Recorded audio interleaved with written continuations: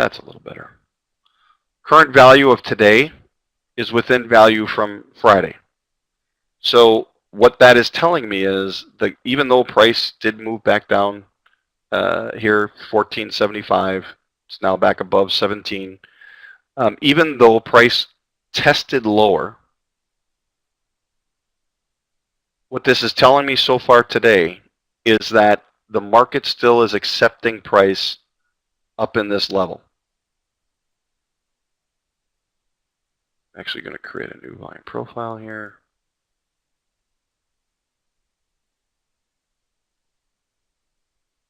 So the market is accepting price, and you can see value within value from Friday's range. So what that says to me is, okay, I want to look at the low of the value area from Friday and understand what it is, 1750. And oh, look at that, I've got a low volume area at 1725. So this becomes, again, an important level. And if price, remember this was an area I was looking to go short if price came down below it. But I had to be careful, right? If there was strength at the offer again, then this could be just a test, and price may just move above this level. And if it moves above this level, comes back down, and there's weakness at the 1725, which is the low of value, there's another great trade opportunity for me here from a risk-reward standpoint, because if buyers, in fact, do step in, let's say this pulls back to 1750, 17.25, and buyers and sellers, or buyers step back in, I can see sellers failing, activity at the bid failing, then I'm looking at the value area, the fact that today's value is inside of Friday's value, which tells me that this market is accepting this range from Friday. There is potential in a trade long, even though this came down, there's potential in a trade long all the way back up through value, up through, got to be careful, there's a low volume area here, 2650, which is why we had this move down from here, but all the way back up through value. And if we start moving back up through value, and we can see VPOC, which was here on Friday, it's higher today, even start to move higher, then that's telling us that there's more acceptance, and we're likely to see value start to creep up on the day. So this value area from Friday provides me with a trade opportunity, a risk-reward trade opportunity of, you know, I would have a stop at about a point off of 17.25 if price were to pull back, but the trade opportunity is for almost 10, 9, 10 points. That's a pretty good risk reward. And what the structure of the market is telling me is right now this is accepting, this is where VPOC is, this is where the bulk of the volume is. It's no problem for me that the market tested lower. The market tests all the time. I mean, it probes, it rotates all the time. I expect these tests. It's what happens when the market tests that becomes important. So what are they trying to do? They're trying to bring price lower. Next question is, how effective are they in bringing price lower? Well, they were effective for a bit, right? How effective were they? Well, not super effective. We had at least some responsive buying, and we had a pretty significant, we had a really significant volume spike down at the bottom of the day here, which tells me we have responsive selling, responsive buying. And now that we're above 1725, I have full expectation of seeing price trying to get back to 2050, or well, actually even potentially a little higher. This was the VPOC from Friday, potentially back up to 23. So now I would go back to the print, and I would start to look at what's happening between 1950 and what happened at 17.25, and that would start defining my next opportunity for this day. So if I'm reading this as a process, weakness, weakness. Now notice, I'm not even yet adding a lot of the cluster momentum components to it. And what I want you to do, teach you to do, is do the long math, the long division before using a calculator. These things just make it easier and quicker to read. But I want you to learn how to read this and how to determine context. So look at these bars. And I'm using a 6-4 chart here. Weakness, weakness. This is all at the bid. Each one of these bars at the bottom of the bar shows weakness at the bid. Weakness at the bid. We've got a cluster here showing strength at the offer, a little bit of momentum, and we're getting continued weakness. So again, when I look at this, now that it's come above this 17 level, and you can see what happened. It came above, came down. Remember I said I'd be looking for weakness at the bid. There was weakness at the bid and the long, and now continued weakness at the bid. I guess I don't see any reason for this not to go back up and test this 23 level, which is VPOC.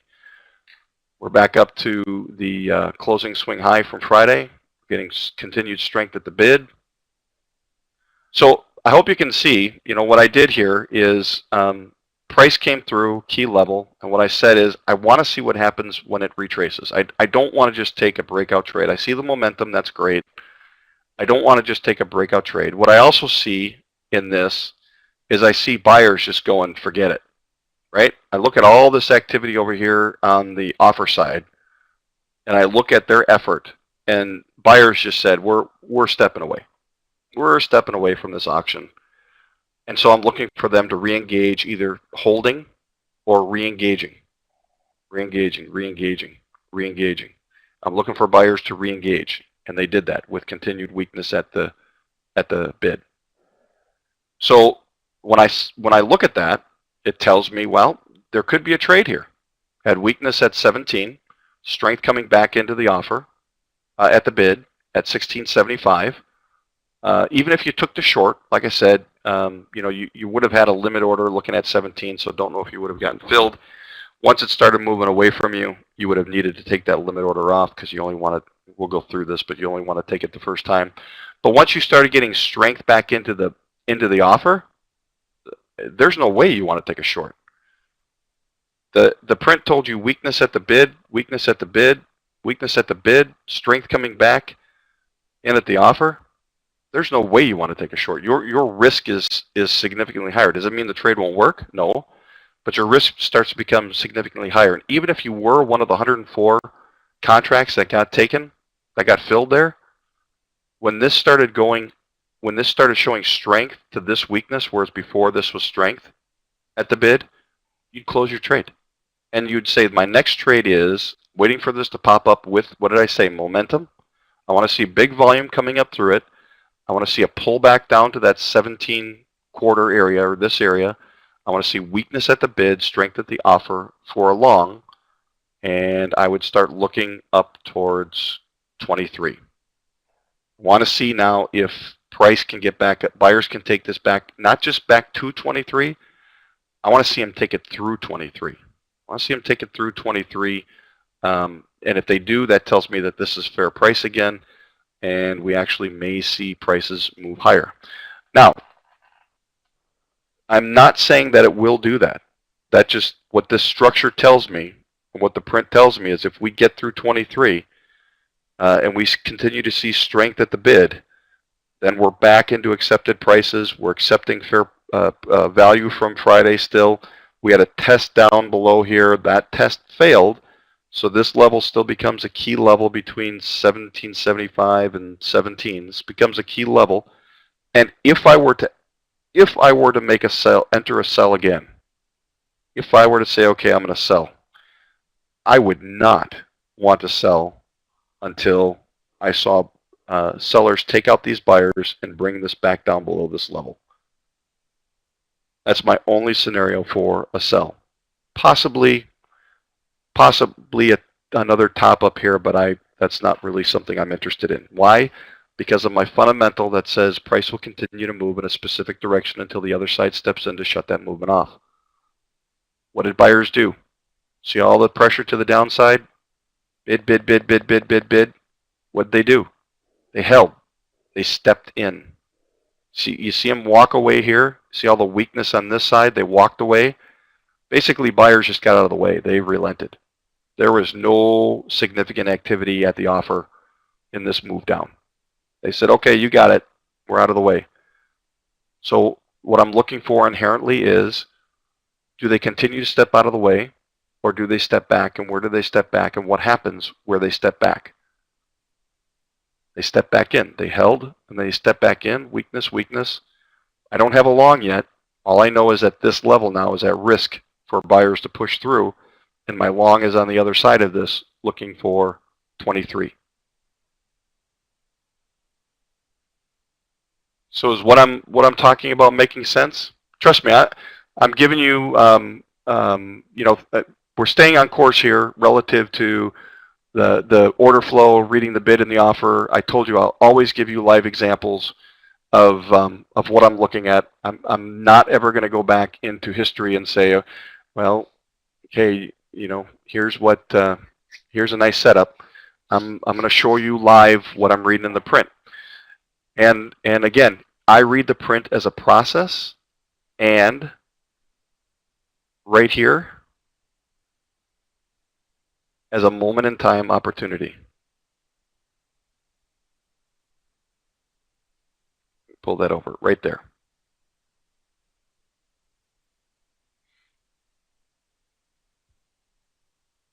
There's my opportunity, right? What did I say? I want to see momentum coming back up through here, or I want to see weakness. And this is the other thing. This is, I love this, I love this, I love this. I could never do this before, but now I can do it. Is even if I saw this right here, 104 by 2083, and I said, oh, I have a short opportunity. I'm looking for price to pull back to 17. Like I said, I'm looking for weakness at the offer and strength at the bid. And I said short. Let's say I didn't have a limit order at 17. I did a market order. I got it at 1675. Right, 1675, and price tries to pull back a little bit to here, comes back down. Let's say I get a scale, and now starts marching back up. And where right here, 1675, where there was strength, now becomes weakness. Instantly it tells me my other contracts that I might have on are at risk. They're at risk because sellers are not as active as they were. There's strength back into the offer. Here at 17, I need to do something with this trade. All right, what happens? I close the trade, and I'm now, my other scenario, like I said, is I'm waiting for price to come through with momentum. I'm looking for volume. And then when I see, if I see weakness on a retrace, a pullback, weakness at the bid and strength at the offer, I'm in. Because my trade is potentially up to 23 and possibly higher. And that's a great risk reward. And am I afraid of getting in short again? No. Because let's say I get in here at, let's say I get a bad fill, I get in at 18.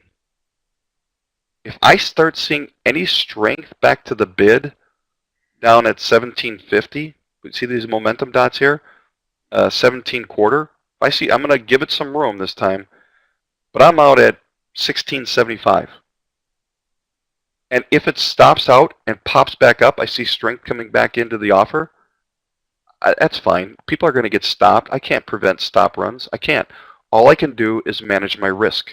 I have to know myself, know what my objectives are, know what my risk tolerance is, and manage my risk. So I take my loss, and if I see the weakness where it took me out, and I see strength coming back into the offer, I just go back to this and say, above this level, the probability with acceptance up here is that we're headed back up to test 23.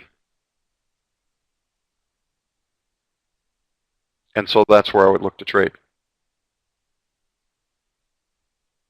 All right, let's Mark, yeah. I'm going to step in real quick if you don't mind. I think you've done an excellent job thus far. I know everybody's been sitting for about 2.5 hours. And has it been 2.5 already? It feels like 15 minutes. Well, yeah. And I just want to make sure that we stay on course. I think you're right. You're delivering excellent material, but a couple of things that I was saying early on, it's very hard for people to focus longer than a certain amount of time, and so I want to make sure that we take some periodic breaks. And I think you've been really engaged in your chart. I was trying to send you messages earlier, so I figured I'd just jump in. Yep, sounds good. If it's okay with you, and we're at a decent segue here, let's take about a 10-minute break, if that's okay with everybody. I think it's important that you get up, walk away from the screen, that kind of stuff, and we'll regroup if that works with you. Yep. So let's just mark it at would be 11:30. Does that sound good? Eastern, 10:30 Central. You got it. Great, and then I'll go through the rest of the material for today, and we'll do questions and answers. Thanks, Stevie. I appreciate it. Yeah, you bet. It's just important to take some breaks. No, you're right. Yep. I told you, I can talk about this stuff for days on end, so I get energized by this. So, all right, let's come back around, 10:30, 10:33, that type of thing.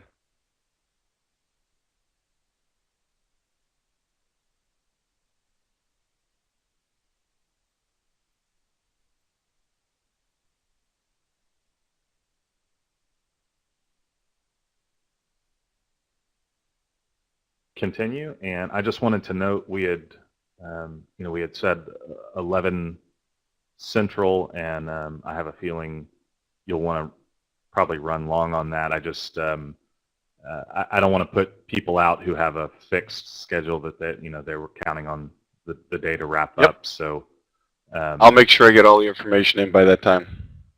Well, yeah, and I also just want to note, I mean, obviously we're going to record everything, but it's not quite the same as getting to participate live, and so I don't think it's fair to run long. It's not a time concern for me. I could care less if everybody's in to stay all day. That's great, but I know that there's probably people who have other commitments. So we'll do the best we can to stay focused on the material, but still give everybody as much of it as they need.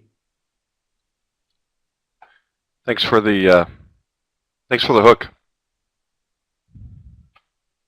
All right, let's move on then, and we'll come back to the chart later. Now that we've taken a look at a live chart, again, as a process for context, right? In looking at order flow, we are watching some specific things. Specifically, we're looking for unusually high volume. Where it comes into the market, and you can use the VCA, where it comes into the market, and what kind of volume is it. And again, the most important part, a lot of people just look at the volume and look at the cluster and say, okay, we have a cluster, it's at the bid, so it's selling, and therefore we're looking for price to go back down. And we just had a real good example of why that's not always true. As price right here, as price moved lower, we had a selling cluster. I mean, if you just look at this piece of information, one might think this is going to head lower. This is another selling cluster. We're in good shape. We can go lower, and that just didn't occur. So seeing the cluster is one thing, and it's great to have it. It's a kind of a warning thing for me. This warning. Take a look. I always go back to the print. We want to see what the effect of that volume coming in is on price. So two important things: where is the volume coming in, and what effect is that volume? What kind of volume is it, and what effect is it having on price? So we also, as we look at using order flow to understand context, we want to see where buyers and sellers relent, shown by weakness, or in my case, blue in the print. And that's, I showed you an example of that in this last move down. We can do it again. In this move down, right, a lot of strength at the bid. But the other thing, we had buyers, or basically trading at the offer, activity at the offer, which would denote market orders, buyers, aggressive buyers. They just backed out. They just stepped away from the auction. So this move down, even though strength, it was strength over weakness. And what happens to price when this stops becoming weakness? So when strength starts coming back into the market on that side, what happens to sellers? and what happens to their effectiveness in moving price when they step back in. So we could see sellers stepping back in here, but we clearly could see active buyers again, and then finally back up over this level, which gave opportunity for that long. So again, if we're looking at order flow as understanding it, using it as a process for market context, we want to see not only where volume is coming in, what kind of volume it is. This is important. What the effect of price is. Remember, we're always asking the two questions, and you can write these down. What is the market trying to do? The market being defined by buyers and sellers, and how effective are they in doing what they're trying to do? So the market was, in that case, was clearly trying to go lower. How effective were they? Well, they were effective as long as buyers were on the sidelines, but as soon as buyers started coming in, they weren't effective at moving price anymore. What does that tell you? It tells me that the price is likely to go the other way. So, and the other thing again here is where buyers and sellers relent, where they back off, shown by weakness in blue in the print. Again, that's my custom color is the blue. Also, as a process for understanding overall market context, we want to see the print at the high and low edge of a rotation. So like this morning, and I showed you the print at the top and the print at the bottom showed weakness on each of the edges. What that meant is, and with a fairly good distribution in the middle, there was no trade to be made in the middle. So what that automatically signals to me is my only trades are at the edges. And then I have to determine what kind of trade do I want to make, what's the most probable trade, and what is the condition of that trade. So at the edges of a rotation, we're looking at context. So if price comes back down to the low, and I also see strength at the bid, and weakness at the bid and strength coming back into the offer, that's telling me that I may have a long trade back up towards the middle or even towards the top of the day, at least towards the middle, which is where I'd want to scale. Same thing at the top. If price moves up to the top of a rotation and I see weakness coming in at the offer and a lot of strength coming back into the offer, that tells me I may want to take a short back down towards the volume profile of the VPOC and point of control, volume point of control, or even further towards the bottom. So we use that as context, right? If strength comes in back at the offer at the top of the day, well, we're likely going to go higher, or at least they're trying to go higher. If strength comes back into the bid at the bottom of the day, whereas last time it was weak, that tells you something as well. We're getting context by using the order flow and using the print to tell us what to do, how to read it, how effective the buyers or sellers are. The other thing that I do that's important for me, and we're going to be speaking mostly about the ES this week. So in the pre-market to me is this transition from around 7:20 to 7:45 all the way through to the open at 9:30 a.m. Eastern. Like I said, I get up early and I start looking at the market around 7 a.m. Eastern, and I start looking for volume, and I start looking for opportunities to determine, as the U.S. market steps in, and I can see that by more volume, what are they trying to do and how effective are they in doing it? So by the time the open actually happens, I have a pretty good feel for what the U.S. market is trying to do, how effective they are. For example, if we're opening up out of range from the previous day, does the U.S. market agree with it? I can see that in the pre-market, in this transition from pre-market into the RTH session by reading the